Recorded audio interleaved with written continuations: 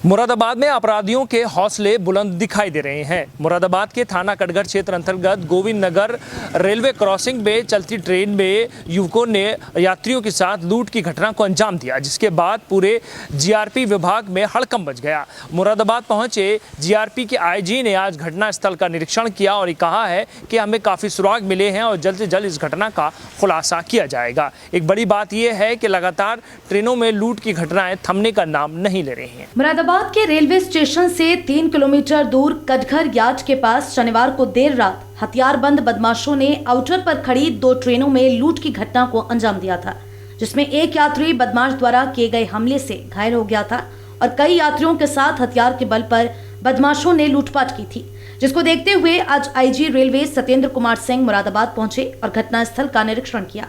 IG की माने तो पुलिस को एक सटीक जानकारी प्राप्त हुई है। पुलिस जल्द ही लूट की घटना का खुलासा कर बदमाशों को गिरफ्तार कर सकती है। मुरादाबाद जनपद के रेलवे स्टेशन से 3 किलोमीटर दूर गोविंद नगर के पास कटघर यार्ड पर 10 तारीख की रात को 2:30 बजे सिग्नल न मिलने से आउटर पर खड़ी 2 ट्रेनों में हथियारबंद बदमाशों ने चढ़कर यात्रियों के साथ लूटपाट की घटना को अंजाम दिया था। बदमाशों द्वारा किए गए हमले में एक यात्री घायल भी हुआ था। देर रात हुई यात्रियों के साथ लूट की घटना के बारे में जानकारी लगते ही रेलवे पुलिस में हड़कंप सा मच गया था।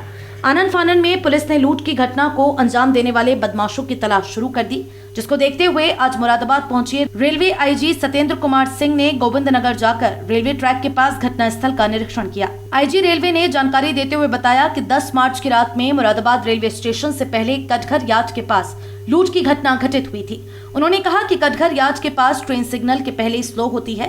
ट्रेन स्लो हो गई और रुक गई। ट्रेन रुकने के समय 2-3 लोग ट्रेन के अंदर चढ़ गए। उनके हाथ में हथियार थे। बदमाशों ने हथियार से वार किया, जिसमें एक यात्री घायल हो गया था। उन्होंने कहा कि बदमाशों ने यात्रियों के पास से कुछ सामान, नकदी, 2 मोबाइल लूट लिए थे। लूटने के बाद बदमाश ट्रेन से उतर गए और उसके बाद 45 मिनट बाद एक गाड़ी और आई, लाल कुआं एक्सप्रेस। बदमाश उस ट्रेन में चढ़ गए और चढ़ने के बाद फिर बदमाशों ने 2 डिब्बों में लूट की वारदात को अंजाम दिया। उन्होंने कहा कि ट्रेन में हिमाचल प्रदेश की एक यात्री महिला थी। उसका एक बॉक्स था जिसमें ज्वेलरी रखी हुई थी। उसमें कान के कुंडल, चेन वगैरह थी। वे बदमाशों ने लूट ली और उनके हस्बैंड से मोबाइल भी लूट लिया। आईजी का कहना था कि दोनों घटनाएं एक ही जगह पर हुई हैं और एक ही समय हुई हैं। 5 से 6 मिनट गाड़ी रुकी और बदमाशों ने 2 मिनट में घटना को अंजाम दे दिया। आईजी ने कहा कि पुलिस की टीमें इसमें लगा दी गई हैं। मामले को बहुत गंभीरता से लिया जा रहा है। घटनास्थल के आसपास के कैमरे खंगाले जा रहे हैं। 2-3 दिन के अंदर इसमें गिरफ्तारी भी कर ली जाएगी और माल भी बरामद कर लिया जाएगा। आईजी ने यह भी बताया कि लूट की घटना के मामले में लापरवाही बरतने पर जीआरपी के 2 सिपाहियों को निलंबित किया गया है और आरपीएफ के 2 सिपाहियों को भी लाइन हाजिर किया गया है। उनका कहना था कि पुलिस को एक सॉलिड लीड मिली है। सर्विलांस के आधार पर लूट की घटना का जल्द ही खुलासा कर दिया जाएगा।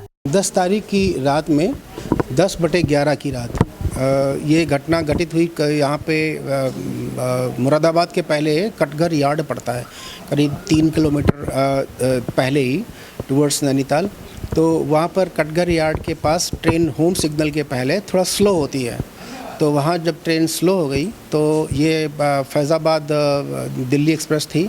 तो इस एक्सप्रेस के रुकने के समय 2-3 लोग ट्रेन के अंदर चढ़ाए और उनके हाथों में छुरे थे। उन्होंने छुरे से प्रहार किया, जिसमें एक आदमी घायल हुआ है और उनके पास से कुछ सामान, कुछ नकदी और 2 मोबाइल चोरी कर लिए, लूट लिए उनसे। और लूटने के बाद वहीं पर ट्रेन से उतर गए। उसके बाद थोड़ी देर बाद, करीब 45 मिनट के बाद में एक गाड़ी और आई, लाल कुआं एक्सप्रेस। तो लाल कुआं एक्सप्रेस में फिर वो चढ़ गए हैं और चढ़ने के बाद में 2 डिब्बे छोड़ करके, यानी एक डिब्बे में दोनों डिब्बों में वारदात हुई है। अभी वो दोनों कनेक्ट नहीं हो पा रहा कि ये सेम लोग थे या अलग अलग लोग थे। तो उसमें एक घटना में ये हुआ है कि शालिनी नाम की एक महिला है, वो ऊना हिमाचल प्रदेश की रहने वाली हैं। तो उनका जो बॉक्स था, ज्वेलरी रखी हुई थी उसमें, वो कान के कुंडल और गले के मंगलसूत्र वगैरह, चेन वगैरह थी।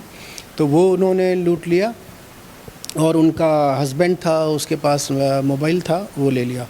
और एक दूसरी घटना में एक बैग, वो सोते रह गए वो लोग, वो बैग चोरी कर लिया।